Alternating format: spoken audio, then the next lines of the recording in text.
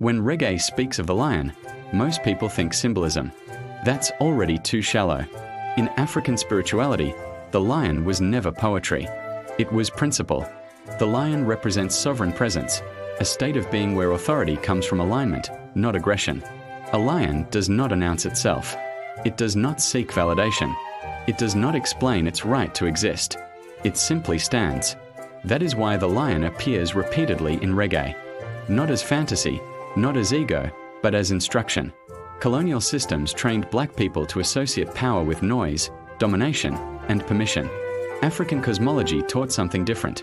True power is calm, centered, and unshakable. Burning Spear understood this.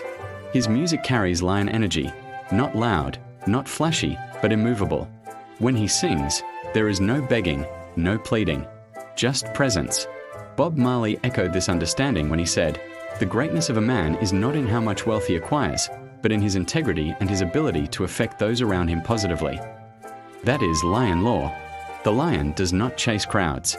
The environment adjusts around it.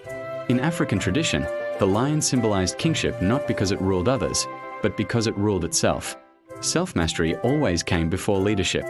That's why the Lion of Judah was never about dominance. It was about rightful authority rooted in consciousness. Reggae revived this ancient lesson in a world obsessed with external power. It reminded the listener that posture matters, tone matters, and inner alignment determines how the world responds to you. That's why reggae doesn't rush. That's why it doesn't panic. That's why it doesn't overperform. A lion does not sprint unless necessary. And when reggae carries lion imagery, it is inviting the listener into that same state, grounded, dignified, awake. If you ever felt taller, calmer, more centered after listening to reggae, that's not imagination. That's lion energy activating within you. White right pointing backhand index follow this page. Next, we explore the unseen space, why silence between the notes matters.